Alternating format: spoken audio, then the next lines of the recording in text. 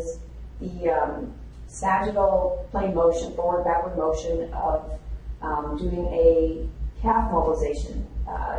You'll notice that I start to talk in the video and the sound doesn't link up. I thought I was so swift in putting this video together and I forgot to turn the audio on. So I want to point out a couple things. So I was hooked up to wireless EMG on both left and right side of the body, left quad and right quad, and then left glute and right glute. So here you're going to see that I'm talking about it's important to not do that and make sure that you keep the back nice and straight. Don't allow that to extend, which often happens in running. So it actually is a really difficult exercise to do. It's a good glute burner. Again, simulating that second phase of the gait cycle or running motion where you're pushing off. And again, making sure we don't lose energy, keeping everything nice and straight there. And this is talking about having the abdominal muscles kick on. So this is, again, another way that I use the wireless EMG in the lab as biofeedback training. So you can see here that as I'm doing the motion, I've got the histogram channels hooked up here, and you can see on this TV, this is how I have my clients and athletes using this as feedback. Because they're able to get visual feedback, and if I wanted to set the computer to do auditory feedback, I could do that as well. So this is the sagittal plane motion of glute strengthening. Okay, here's the next direction here, going in this frontal plane motion. Obviously the frontal plane, we got a lot of glute medius going on, but again, making sure that the low back and the pelvis move together, and we want all this motion to come from the right hip.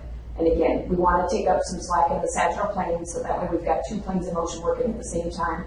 I'm showing how people tend to have a tendency to drop into rotation, and you really want to make sure that you're separating these through segments. Interestingly enough, on the left side, you can really see how I've got more of a limitation. You can also see my EMG poking through there, but can really see just motion-wise how much more I'm limited on my left side. And you can see when I go to load, when I go to drop down, that I spin into rotation. So again, that's something that I need to work on, and you'll see it in the EMG, the biofeedback here. So again, we're back on the right side, and I could be using the screen for my visual feedback, but I just wanted to show you all here what it looks like on the histogram to see how much of a contraction I get the right.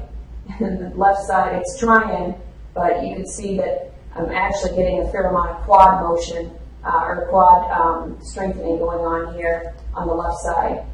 And again, just seeing this, and I was watching on there as well, just trying to get that little guy to fire, but this is one that I would want to spend a little more time on, working on left side versus right side inefficiencies.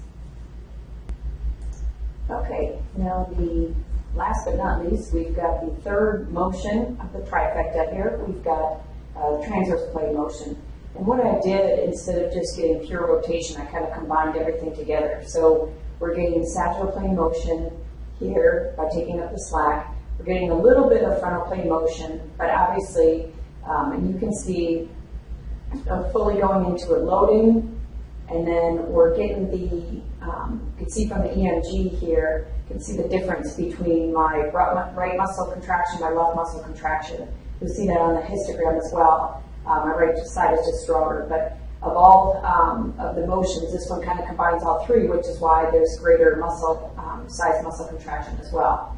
And again, making sure that the whole body moves together over the one side. The opposite leg is just kind of going along for the ride. It's kind of the driver in that situation. But you want to really make sure you're loading here in this phase, and then you're coming around, and that's when you're going to feel that big contraction in the muscle. So do it one more time there. Boom, we get a big, nice big contraction there. Again, isolating the glute.